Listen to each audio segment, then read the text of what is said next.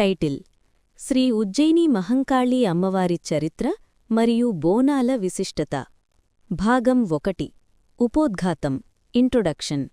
ఓం శక్తి, పరాశక్తి, ఆదిశక్తి, తెలంగాణ గడ్డపై కొలువై ఉన్న తల్లి, భక్తుల కష్టాలను తీర్చే కల్పవల్లి, మన మహంకాళీ తల్లి. నమస్కారం.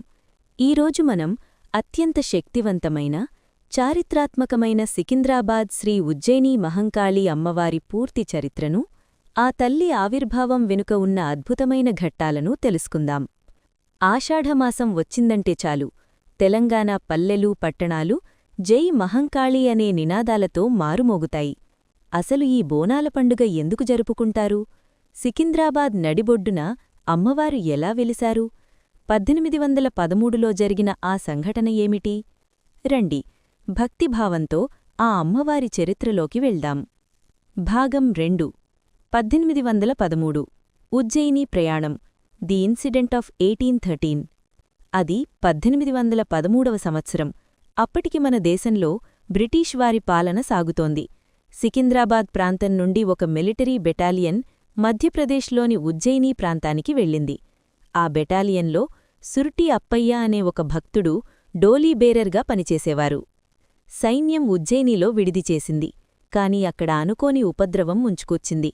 అప్పట్లో వైద్య సదుపాయాలు అంతగా లేని కాలం. ఉజ్జయినిలో భయంకరమైన కలరా వ్యాధి ప్రబలింది. దీనిని స్థానికులు గత్తరా అని పిలిచేవారు. ప్రజలు పిట్టల్లా రాలిపోతున్నారు. సైనికులలో కూడా భయం మొదలైంది. తమ వారిని కాపాడుకోవడం ఎలాగో తెలియక ఆందోళన చెందారు. ఆ సమయంలో సుర్టి అప్పయ్యగారి మనసులో ఒక ఆలోచన మెదిలింది.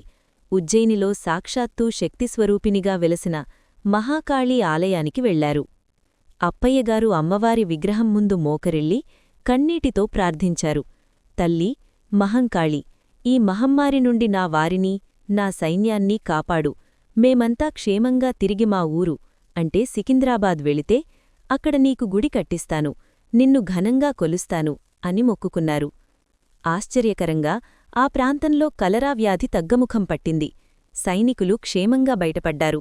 అమ్మవారి మహిమను కళ్లారా చూసిన అప్పయ్యగారి భక్తి మరింత బలపడింది. భాగం 3. సికింద్రాబాద్లో ఆలయ నిర్మాణం. Temple construction. కొంతకాలానికి మిలిటరీ బెటాలియన్ తిరిగి సికింద్రాబాద్ చేరుకుంది. సుర్టి అప్పయ్యగారు తాను అమ్మవారికి ఇచ్చిన మాటను మర్చిపోలేదు. 1815వ సంవత్సరంలో సికింద్రాబాద్లోని ప్రస్తుత ఆలయం ఉన్న స్థలంలో అప్పట్లో అది ఒక చిన్న తోటలా ఉండేది. అక్కడ చెక్కతో చేసిన అమ్మవారి విగ్రహాన్ని ప్రతిష్ఠించి పూజలు చేయడం ప్రారంభించారు. అదే ఉజ్జయిని మహంకాళి ఆలయానికి పునాది. అప్పయ్యగారు ప్రతిరోజూ దీపారాధన చేస్తూ భక్తులకు అమ్మవారి మహిమలను వివరించేవారు. మెల్లగా భక్తుల తాకిడి పెరిగింది. అమ్మవారి దయవల్ల కోరిన కోర్కెలు తీరుతుండడంతో చిన్న గుడి కాస్త పెద్ద ఆలయంగా రూపుదిద్దుకోవడం మొదలైంది. భాగం 4. మాణిక్యాలమ్మ ఆవిర్భావం. Idol discovery. కాలం గడుస్తోంది. 1964లో ఆలయ విస్తరణ పనులు జరుగుతున్న సమయం. గర్భగుడి పక్కన బావి కోసం తవ్వకాలు జరుపుతున్నప్పుడు ఒక అద్భుతం జరిగింది.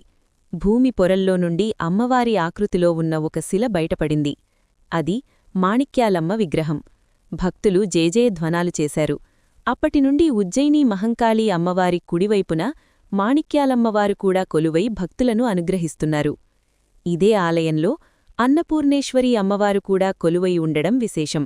శివపార్వతుల అనుగ్రహం ఇక్కడ సంపూర్ణంగా లభిస్తుందని భక్తుల నమ్మకం. భాగం 5.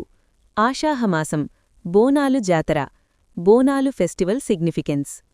ఇక అసలైన ఘట్టం బోనాలు. ఆషాఢమాసమంటేనే వర్షాలు మొదలయ్యే కాలం. ఈ సమయంలో అంటువ్యాధులు ప్రబలే అవకాశం ఎక్కువ. పూర్వం వైద్యం లేని రోజుల్లో ఈ వ్యాధుల నుండి కాపాడమని గ్రామదేవతలను పూజించేవారు. బోనం అంటే భోజనం, అంటే నైవేద్యం. మహిళలు కొత్త కుండలో అన్నం, పాలు, బెల్లం కలిపి వండిన పరమాన్నాన్ని వేపాకులతో, పసుపు కుంకుమలతో అలంకరించి అమ్మవారికి సమర్పిస్తారు. ఆ కుండను నెత్తిమీద పెట్టుకుని డప్పుచప్పుళ్ల మధ్య ఆలయానికి నడిచి వెళుతుంటే ఆ దృశ్యం కన్నుల పండుగగా ఉంటుంది. ఈ ఉత్సవంలో ముఖ్యమైనవి: ఎదుర్కోలు, అమ్మవారిని ఆహ్వానించడం; బోనాల సమర్పణ, ఆదివారంనాడు వేలాదిగా భక్తులు అమ్మవారికి బోనం సమర్పిస్తారు. పోతురాజు, అమ్మవారి సోదరుడిగా భావించే పోతురాజు తన నృత్యంతో దుష్టశక్తులను పారదోస్తాడు. రంగం భవిష్యవాణి జాతర మరుసటి రోజు అంటే సోమవారం జరిగే అతి ముఖ్యమైన ఘట్టమిది. రంగం మరియు ఘటాల ఊరేగింపు. రంగం అండ్ ఘటా ప్రొసెషన్. రంగం కార్యక్రమంలో అవివాహిత మహిళాయిన్న మాతంగి పచ్చికుండతై నిలబడి భవిష్యవాణి వినిపిస్తుంది. రాబోయే కాలంలో వర్షాలు ఎలా ఉంటాయి, పంటలు ఎలా పండుతాయి, ప్రజలకు ఏమైనా కష్టాలు వస్తాయా అని భక్తులు అడిగే ప్రశ్నలకు అమ్మవారి ఆవహించిన ఆ తల్లి సమాధానమిస్తుంది. దీనిని ప్రజలు దైవవాక్కుగా నమ్ముతారు. ఆ తరువాత అమ్మవారి ఘటాల ఊరేగింపు ఏనుగు అంబారిపై వైభవంగా జరుగుతుంది. సికింద్రాబాద్ వీధిల గుండా సాగే ఈ ఊరేగింపుతో జాతర ముగిస్తుంది. ముగింపు కంక్లూజన్. అప్పయ్యగారి చిన్న కోరికతో మొదలైన ఈ ఆలయం నేడు లక్షలాది మంది భక్తుల ఇలవేల్పుగా మారింది. కులమతాలకు అతీతంగా తెలంగాణ సంస్కృతికి అద్దం పట్టే పండుగ మన బోనాలు. ఆ మహంకాళీ అమ్మవారి చల్లని చూపు మనందరిపై ఎప్పుడూ ఉండాలని, సకల జనులను ఆ తల్లి చల్లగా చూడాలని కోరుకుందాం. సర్వేజన సుఖినో భవంతు. జై మహంకాళి. జై తెలంగాణ.